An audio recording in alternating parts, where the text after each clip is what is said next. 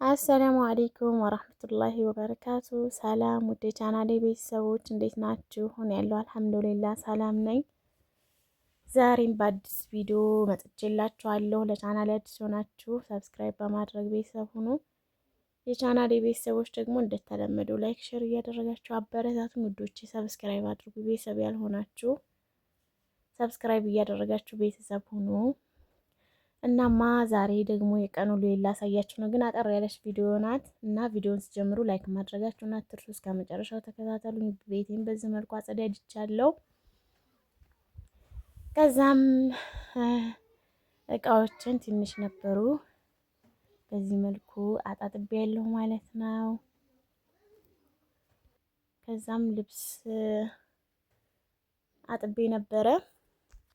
ልብሶችን አጣጥቤ በዚህ መልኩ አስጥቻቸዋለሁ። ያው እንደተለመደው እኛ ጋር የውሃ ችግር አለ። ልብስ የምናጥበው ቀጥ እየሄድን ነበረ። ሰሞኑን ግን እዚሁ ቅርብ ቦታ መታ ስለነበረ ከዚሁ ከቅርብ ቦታ ውሃ ቀድቼ ስለነበር ትንሽ የኔንም የልጄንም ልብስ አጣጥቤ ያለሁና የታጠብኳቸው ልብሶችን በዚህ መልኩ አሰጣጥቻለሁ። ከዚያም በኋላ ዛሬ ልጄ ትምህርት ቤት እሄዳለሁ። አልሐምዱሊላህ እኔም ለዚህ በቅቼ የወላጅ ስብሰባ አለ ብለው በደብዳቤ ጠርተውን ነበርና ልጄ ስብሰባ አለ አብረሽኝ ነው የምትሄጂው ዛሬ ብሎኝ እሺ ብዬ ልጄን ይዤ ወደ ትምህርት ቤት ሄድኩ ማለት ነው። እናቴ የነበረች ቤት እና ኪዩን ይዤ እንግዲህ ትምህርት ቤት እየሄድኩ ነው። በነገራችን ላይ ትምህርት ቤቱን እኔ አላውቀውም፣ ልጄን እየተከተልኩ ነው የሚሄደው እና ዛሬ እሱ ጋር እየሄድኩ ነው። የኔ ከርታታ ትምህርት ቤቱ ትንሽ ይርቀዋል እና በዚህ መልኩ እየሄድን ነው።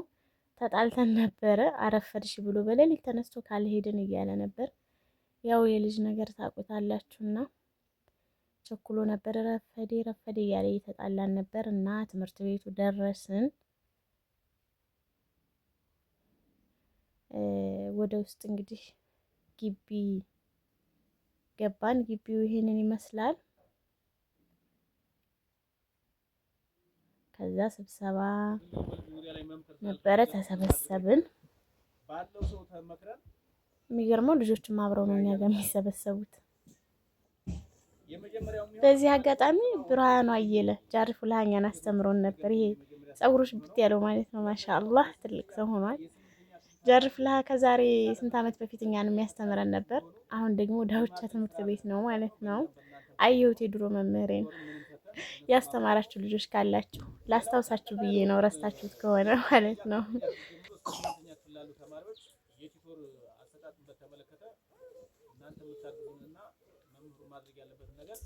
በጋራ መምከር ነው።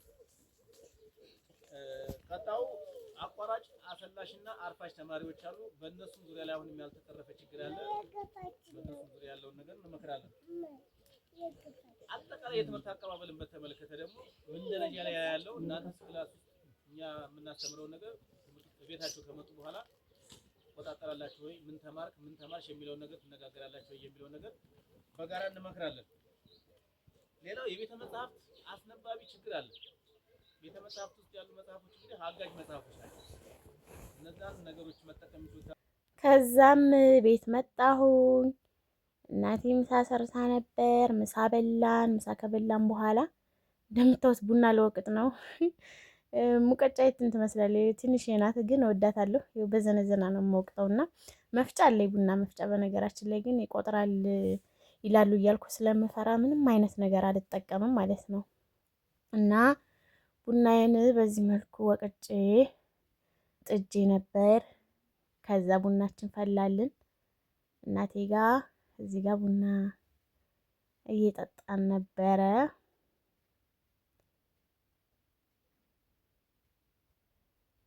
ከዛ እናቴን የምታምር ሽፎን አሰርችላታለሁ። የዋት እንዴት እንደምታምር ማለት ነው። ጽድት ያለች ሽክ ያለች ልብስ ናት። በጣም ውድጃት ነው እኔ ያሰራሁላት ማለት ነው። ዋጋዋ ደግሞ 2600 ብር በጣም አሪፍ ዋጋ ነው። ከዛ ምሳ ከበላን ቡና ከጠጣን በኋላ እናቴ ጋር የሆነ ወንድሜ እኔ ነበርና እሱ ጋር ወንድሜ ስላችሁ የአጎቴ ልጅ ማለት ነው። እሱ ካፌ ሄደን ካፌውን ልናይለት ቡና ጠጣን። ጫት እየቃሙ ነበር። ጫት ይምጣላችሁ እያሉን ነበር። አይ ያልን እኛ። ከዛም በኋላ እዚህ ጋር ደግሞ ቀጤ ሄጄ ማለት ነው። ቀጤ ላስጎብኛችሁ። ቀጤ ናፈቃችሁ። የቀጤ ልጆች የት ናችሁ? የት ናችሁ? የት ናችሁ? ቀጤ መሰለኛ የሚባለው ይሄ 17ቱ ምናምን የሚባለው ቦታ። በነገራችን ላይ እኔ ብዙም አላውቀውም። ለመጀመሪያ ጊዜ ነው እዚህ ቦታ ሲሄድ ማለት ነው። እና ጓደኛዬ የነበረች እሷ ቤት ሄጄ ነው የሁላችሁ ቦታው።